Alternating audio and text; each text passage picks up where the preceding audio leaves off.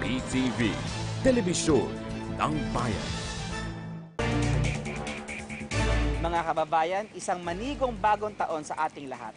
Narito muli ang panibagong edisyon ng Linya ng Pagbabago, kung saan tampok ang mga problemang inilalapit ninyo sa Presidential Action Center at 8888 hotline na siya namang sinisikap na solusyonan ng ating pamahalaan. Mga problemang ipinagkatiwala ninyo sa pamahalaan. Kaya simulan natin ang edisyong ito sa reklamo ni Jurifer Mutya patungkol sa mabagal na proseso sa Philippine Deposit Insurance Corporation o PDIC.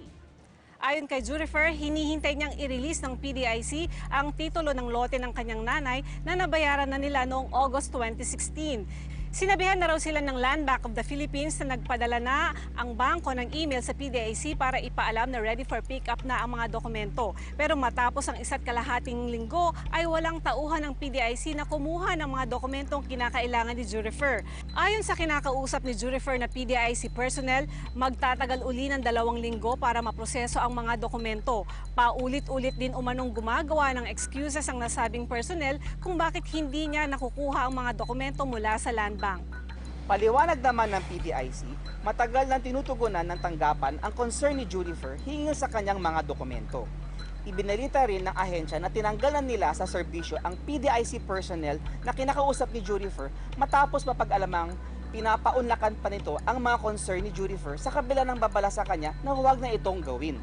Noong Hulyo pa lamang kasi ay inireklamo na ni Jurifer ang nasabing personnel at naparusahan na ito dahil sa paglabag sa wastong office protocol.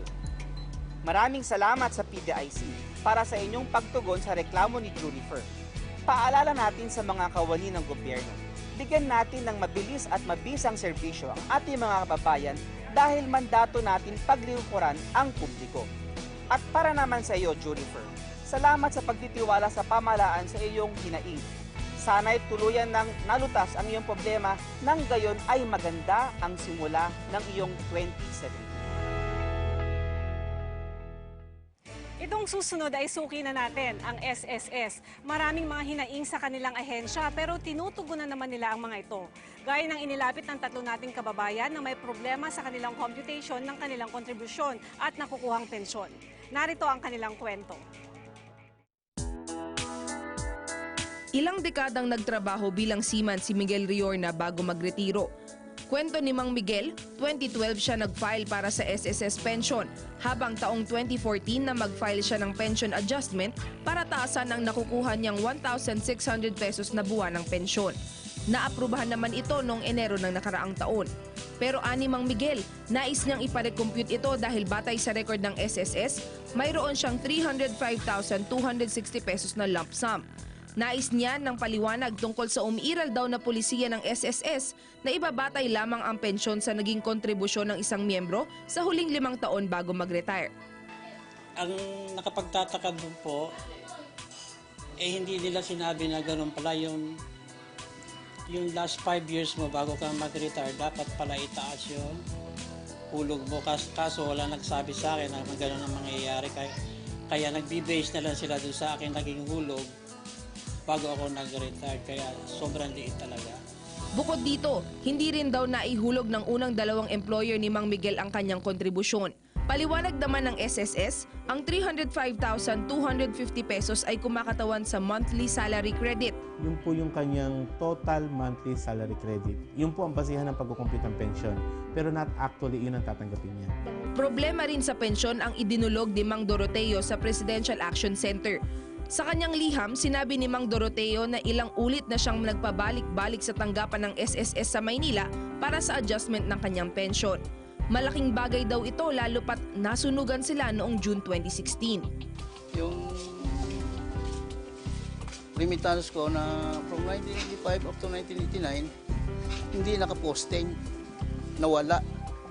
Sabi ko, paano nangyari yun? Nagkaroon ng gano'n na lapses na almost 4 years.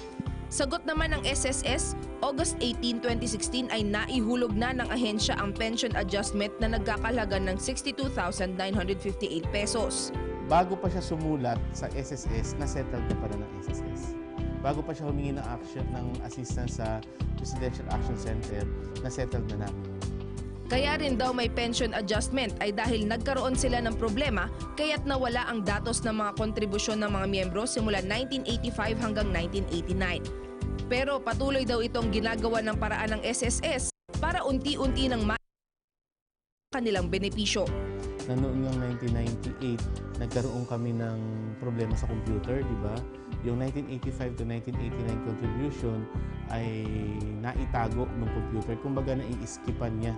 Di ba dapat pagkukumpute tayo ng pension? Kasi computer na last payment prior to the semester of contingency, dinadaanan ng computer. Kaso ng sistema. Kaso si 1985 to 1989, ini-skip. Sa ngayon ay ang kanyang buwan ng pensyon para sa pagpapatayo ng kanyang bahay na tinupok ng apoy. Inireklamo naman ni Marie Chris Sabugo ang hindi pagtugon ng SSS sa request nitong i-post ang kanyang kontribusyon. Kailangan daw malaman ni Marie Chris kung magkano na ang kanyang naihulog para sa benepisyong gagamitin niya sa panganganak. Ilang ulit na raw nag-email si Marie Chris sa SSS. Sinasagot naman daw siya ng ahensya pero puro dead links ang ibinibigay nito. August 13 nang nag-email si Marie Chris sa PACE at agad naman itong tinugunan ng SSS. Okay na po, nasettle na po namin kasi dati may nire-request kami mga dokumento. Na-comply na po niya yun at ngayon ay na-post na rin namin ang kanyang SSS contribution.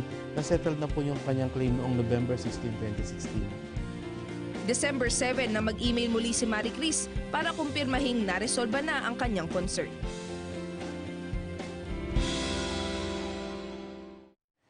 Maraming salamat sa SSS sa walang sawang pagsagot sa mga katanungan at hinaing ng ating mga kababayan. Paalala naman natin sa mga employer na nagbabayad ng 70% ng kontribusyon ng mga kanilang empleyado. Siguruhin ninyong tama ang hinuhulog ninyong mga benepisyo ng ating mga kababayan. Tunghayan naman natin ang reklamo ng isang ama na nag-aalala para sa kaligtasan ng kanyang anak. Isang condominium unit kasi ang itinatayo malapit sa dorm na tinitirhan ng kanyang anak. Napag-alaman pang may safety protocols na hindi sinusunod ang nasabing construction company. Kaya inireklamo na niya ang kumpanya. Labis ang pagkabahala ni Florentino Baguio para sa kalagayan ng kanyang anak na nakatira sa isang dormitoryo sa Lacson Avenue corner Dapitan Street sa lungsod ng Maynila. May construction kasi sa tabi ng dormitoryo, nakapansin-pansin umano ang paglabag sa building code. Minsan nga, sinita ko yung former supervisor yon. Dahil nga yung pagkakatambak ng mga gamit, mali, delikado. Safety. No compromise on safety. Kwento niya may isang beses na nahulugan ng construction debris ang isang sasakyan na nakaparada sa kalapit na dormitoryo. Napansin ni Ginoong Baguio na tila hindi pinupuna ng mga taga-barangay ang problema sa construction site kaya idinulog na niya ito sa PACE noong September 20. Nirefer sa Manila City Hall ang problema at agad naman silang tumugon. Ako as a city administrator, meron na ho akong mga handwritten notes dun sa routing slip kung anong dapat gawin nila. Gaya nga ng sinabi ko, if it's a removal of a nuisance, may specific order ho ako doon. And for them to submit a report. Matapos iyon, nilinis na ng One Mega Builders Construction Corporation ang kanilang construction area. Pero nakakitaan pa rin daw ni Florentino ng paglabag ang construction company, lalo pat madalas niyang binibisita ang kanyang anak. Dahil nga yung sa side ng dormitory, hindi siya protected, yung mga pedestrian. Tiniyak naman ni Attorney Erickson Alcobendas, patuloy nilang imomonitor ang construction sa lugar. I will order again the concerned department, particularly the Department of Engineering and Public Works, to conduct the necessary ocular inspection and see kung ano pang violation ang ginagawa dito. Sinubukan naming hinga ng pahayag ang One Mega Builders pero wala umano ang opisyal ng kumpanya na pwedeng sumagot sa concern ni Florentino. Mga kababayan, muli ninyong natunghayan ang ilan sa mga problemang sinusolusyonan ng ating pamahalaan sa pamamagitan ng 8888 hotline at Presidential Action Center. Sa pagbubukas ng 2017, ang patuloy niyong tiwala sa pamahalaan ang gasolina para sa biyahe ng serbisyo publiko ng ating gobyerno. Ako po si Weng Hidalgo. At ako naman si Assistant Secretary Chris Ablan. Ngayon 2017, naway maging simbolo tayo ng pagbabago tungo sa ikauunlad ng bawat Pilipino. Laging bukas ang linya ng pagbabago hindi lang para tugunan ang inyong mga reklamo at hinaing kundi para rin mabigyan daan sa isang panibagong simula.